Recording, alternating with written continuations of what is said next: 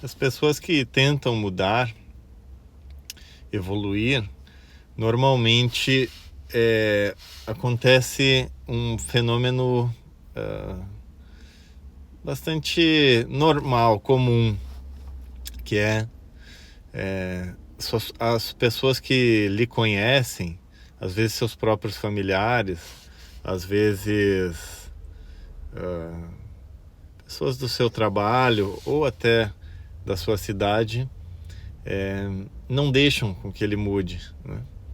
Vou dar aqui alguns exemplos e você vai ver se identifica com algum desses exemplos, né? Por exemplo, estava ontem assistindo de novo o The Chosen, né? Aquele seriado de Jesus, e ele lá na sua própria terra, ele não era aceito como um profeta, né? Um profeta não é reconhecido em sua terra natal, como os rótulos sociais e familiares impediram que seus contemporâneos enxergassem a profundidade de sua missão. Então, ele não foi aceito, ele era visto como aquele Jesus que cresceu com eles, né? Que era ruim nos esportes, né? Eles tentam jogar um esporte, uma bolinha, ele não era bom. E de todos os lugares que ele passou e que ele falou, né, que ele era o Messias, que ele era um profeta, lá foi o lugar em que pior foi recebido, né? Inclusive deram sentença de morte para ele, né? Outro exemplo interessante sobre isso é da história do Carlos Castanheda, né? Castanheda era um brasileiro, que foi discípulo de Dom Juan de Matos, que era um índio tolteca, da linhagem tolteca, né? E Dom Juan fala para ele diversas comportamentos da conduta do guerreiro, né? E um desses comportamentos era apagar a história pessoal, que ele dizia que era a prática tolteca de dissolver a identidade construída e os papéis sociais para conquistar a liberdade interior. Ele dizia que enquanto ele não apagasse a própria história pessoal, ele não poderia transcender a forma humana e se transformar de um homem comum para um guerreiro, né? Um xamã tolteca, um guerreiro, um vidente, como ele dizia também. E ele também falou que justamente as pessoas mais próximas do seu círculo não iriam deixar com que ele transcendesse essa forma humana para algo superior, né? Para a sua própria evolução. Então ele dizia de apagar a história pessoal. Outro exemplo interessante também é o do príncipe Siddhartha, né? Siddhartha Gautama, o Buda. Antes de despertar como Buda, ele era visto apenas como príncipe herdeiro e cercado por expectativas que buscavam Bom impedir sua dia. busca espiritual. Então, a sua esposa, eu não vou lembrar o nome dela agora, ela também não queria que ele fosse, né? Porque imagina, ele era um... Depois seria o Buda, né? Mas ele já tinha aquele espírito resplandecente, né? Do Siddhartha, ele já tinha esse destino de ser o Buda, né? O iluminado. Ele já vinha de diversas encarnações anteriores. Então eles viam ali um ser esplêndido, né? Ainda assim, queriam que ele permanecesse apenas como um príncipe, não queriam que ele abandonasse tudo, não concebiam a ideia de ele abandonar tudo. Como você que já tem o reino inteiro, tudo a seu dispor, vai abandonar tudo para viver a vida de um asceta? É loucura, né? Para eles era loucura, porque eles não entendiam o que o príncipe Siddhartha, posteriormente Buda, queria, né? Que era uma transformação total, era enxergar o mundo nas suas bases, né? Por trás de todos os véus. E para isso ele precisava apagar a sua história pessoal, né? Ele precisava se tornar outra coisa. Às vezes o peso da genealogia e da fama também atrapalha, né? Uma pessoa carrega um sobrenome importante, um papel social, e aí ele não consegue mais se desprender disso, né? É esperado que ele haja de determinada forma, e às vezes a pessoa não tem força o suficiente para se desvencilhar dessa forma a qual as pessoas esperam que seja a ação, né? Que seja a vida da pessoa.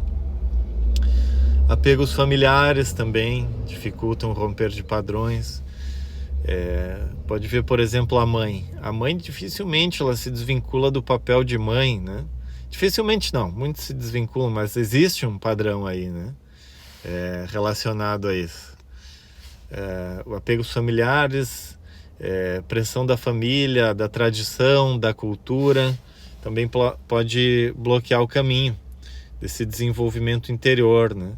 Dessa descoberta de um novo eu, que não está preso a esses padrões sociais, mas que sim busca a resposta mais importante de todas, que é quem sou eu verdadeiramente, né? Não aquele papel que eu recebi da sociedade, da minha família, dos meus amigos, da minha nação, né? Do status quo. Então o ego também ele atua como guardião da narrativa, né? A gente diz, eu sou a pessoa X, né? Essa história pessoal funciona como um enredo que reforça o ego, né? Impedindo que a consciência abra para algo maior. Porque às vezes a gente gosta desse ego, a gente construiu ele a muito custo, né? Às vezes com muito esforço, e a gente não quer soltar esse ego. Então às vezes não são pessoas que fazem isso, às vezes somos nós mesmos que não queremos soltar esse ego, né? E até gostamos que as pessoas nos fortifiquem esse ego, né? A metáfora da semente também, né? Uma semente que não pode florescer se ficar presa ao invólucro. Da mesma forma, a evolução espiritual exige abandonar a casca da identidade passada. Uma semente que não solta a sua casca, ela não pode germinar, ela não pode crescer, ela vai ser sempre uma semente. Ela tem a vida dentro de si em potencialidade, né? Em latência, mas nunca realizada. Permanece sempre como uma promessa, mas nunca como uma realização de fato, né? E a gente tem diversos exemplos, até contemporâneos, de pessoas públicas que, ao tentar mudar de vida, ficam presas ao julgamento social, né? Artistas, líderes, pensadores rotulados por seu passado, né? Às vezes, por exemplo, alguma pessoa teve até um impulso de pensar, desenvolver uma ideia, uma filosofia, e a partir daí ela é conhecida como o fulano que fala sobre determinado assunto, né? Ou psicólogo, ou psicanalista, ou o especialista na civilização tal, e aí a pessoa fica rotulada dessa forma já, né?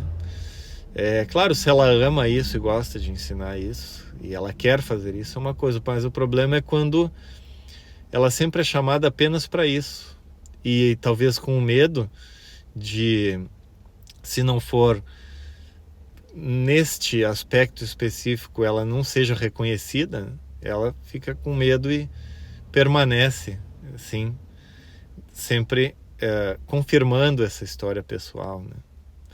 Então a lição universal é que o verdadeiro crescimento exige, em algum momento, uma morte simbólica, né?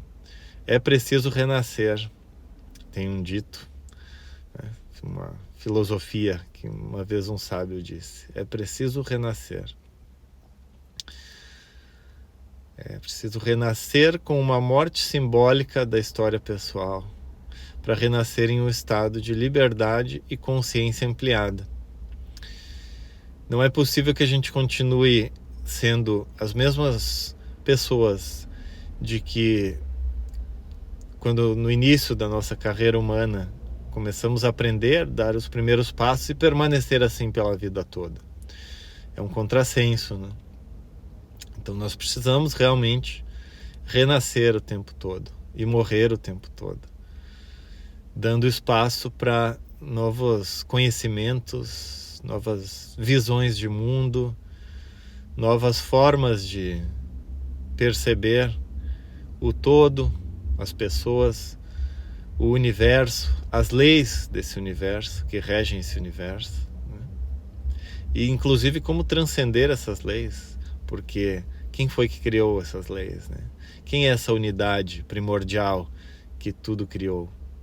Somos parte dela? São perguntas que muitos sábios se atreveram a morrer, a renascer e ir em busca dessas respostas, porque não se satisfizeram com a sua história inicial. Eles queriam evoluir, continuar a sua autodescoberta, né? Esse caminho de autoconhecimento, autodescoberta e autorrealização. Então, fica aí a pergunta: quem você é de verdade? Você é uma história pessoal que foi criada por você, juntamente com outras pessoas, pela sua sociedade, familiares, amigos, e você sustenta ainda essa história pessoal? Ou você é um ser em constante evolução e tem coragem de abandonar a sua história, o seu ego, e tentar descobrir quem realmente você é, por trás de todos os véus e de todas as cascas? Certo? Então, fica aí o convite, justamente para você fazer essa reflexão e deixar o seu comentário, se faz sentido isso que nós falamos aqui, o que você pensa sobre isso, se tem dicas relacionadas a esse assunto, né? Então, quero aproveitar aqui também para convidá-lo para participar das aulas da Sociedade Teosófica, que ocorrem todos os dias às 19h30 no canal Sociedade Teosófica no YouTube. São aulas que visam o autoconhecimento, essa evolução constante. Então, se é do seu interesse, vale a pena participar, todos os dias às 19h30. Além do canal Sociedade Teosófica no YouTube, você pode acessar teosofia.net.br e lá você vai ir para o grupo de WhatsApp, onde você vai receber mais informações, links para as palestras, aulas, para poder participar pelo Zoom, além de outros textos, vídeos e diálogos e interação com outras pessoas que também têm se atrevido a romper com seus velhos padrões e buscar algo a mais na vida.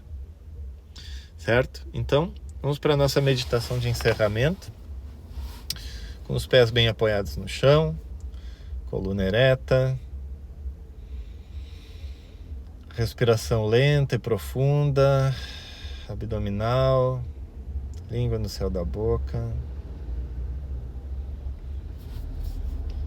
Vamos identificando a energia que circula pelo corpo.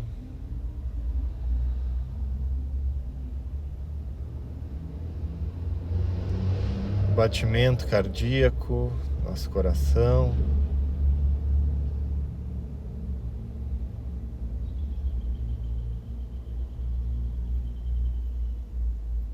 Que reflete o coração do mundo. Identificando o calor que emana do centro do peito e vai se irradiando por todo o corpo e para além dele.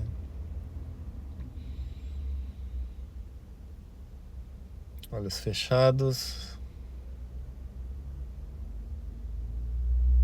Imaginamos uma luz branca que vem do céu, entra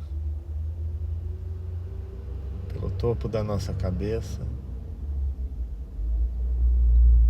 e vai nos iluminando todo por dentro, cabeça, tórax, braços, abdômen, pernas, coluna vertebral, nossos órgãos, tendões, músculos, ossos, nossa aura.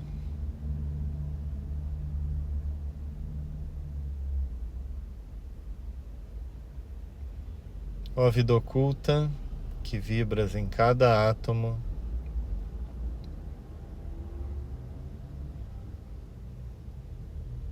ó luz oculta que brilhas em cada criatura, ó amor oculto que tudo abranges na unidade,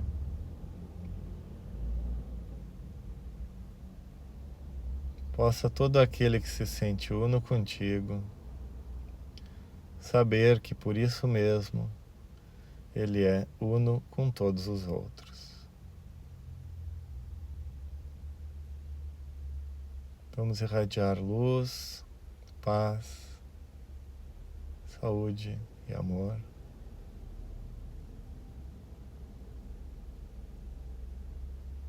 Em todas as direções, ao Oriente, ao Ocidente, ao Norte, ao Sul, ao Zênite e ao Nadir.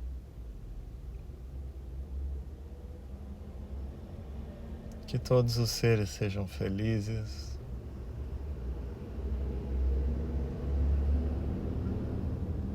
que todos os seres sejam ditosos,